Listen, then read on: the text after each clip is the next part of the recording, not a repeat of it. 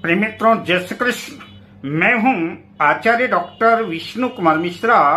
आपका ज्योतिष मित्र पर बहुत बहुत स्वागत करता हूं। आप सबका बहुत बहुत अभिनंदन करता हूं। आज मैं इस खास एपिसोड पर द्वैत विवाह योग की चर्चा करूंगा। पर मैं विषय क्रम में प्रवेश करूं उससे पहले आपसे आग्रह, अगर आपने अभी तक हमारे इस चैनल को सब्सक्राइब नहीं किया है तो प्लीज चैनल को सब्सक्राइब करें, साथ ही नोटिफिकेशन बेल को भी प्रेस कर दें।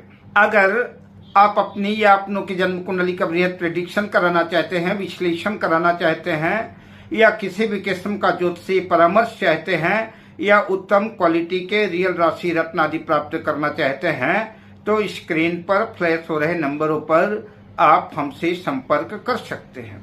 कुंडली में द्विभार्या योग, दो विवाह योग कैसे बनते हैं, कुछ सूत्रों की चर्चा हम आपसे करते हैं। जन्म कुंडली में यदि सप्तम भाव का स्वामी अपनी शत्रु राशि में स्थित हो या कि अपनी नीच राशि में स्थित हो और साथ ही किसी शुभ ग्रह से दृष्ट हो और सप्तम भाव पर पाप ग्रह स्थित हो, तो ऐसे जातक के द्विभार्या योग, दो विवाह के योग बनते हैं। प्रस्तुत कुंडली मीन लग्न की कुंडली है और सप्तमेश बुध लग्न में मीन राशि पर अपनी नीच राशि में स्थित है और नवम भाग्य भाव वृश्चिक राशि में शुभ ग्रह गुरु स्थित है और गुरु नीच राशि स्थित बुध को अपनी पंचम दृष्टि से देख रहा है और सप्तम भाव पर राहु और शनि स्थित है। अतः इस कुंडली में द्विभार्या योग, दो विवाह के योग बनेंगे।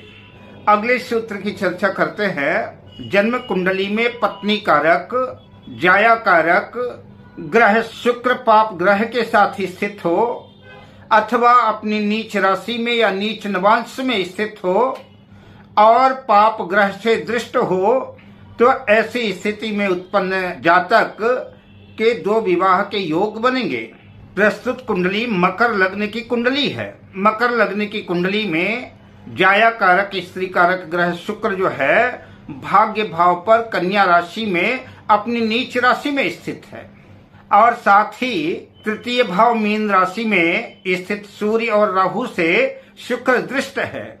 ऐसी स्थिति में जातक के दो विवाह योग की संभावना बनेगी। अब मैं तीसरे सूत्र की चर्चा करता हूँ।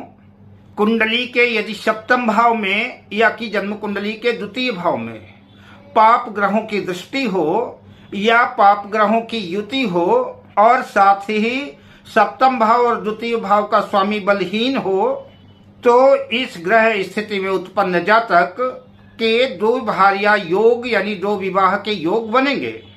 उदाहरण के लिए प्रस्तुत कुंडली मिथुन लग्न की कुंडली है। लग्न में सूर्य स्थित है जो कि अपनी सप्तम दृष्टि से सप्तम भाव को प्रभावित कर रहा है, देख रहा है, और सप्तम भाव धनु राशि में मंगल स्थित है जो कि अपनी अष्टम दृष्टि से द्वितीय भाव को देख रहा है।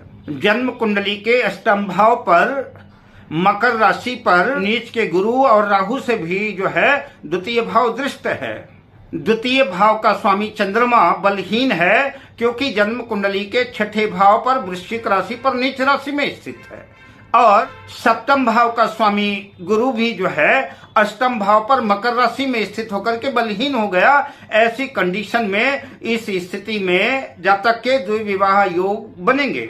अगले सूत्र की चर्चा करता हूँ। यदि जन्म कुंडली के सप्तम भाव और अष्टम भाव में पाप ग्रह स्थित हों और 12वें भाव द्वादश भाव पर मंगल स्थित हो और सप्तमेश सप्तम भाव का स्वामी सप्तम भाव को न देख रहा हो, उसकी दृष्टि सप्तम भाव पर सप्तमेश की ना हो, कुंडली में अगर इस प्रकार के ग्रह योग बनते हैं तो निश्चित रूप से द्विविवाह योग यानी द्विभार्या योग बनेगा।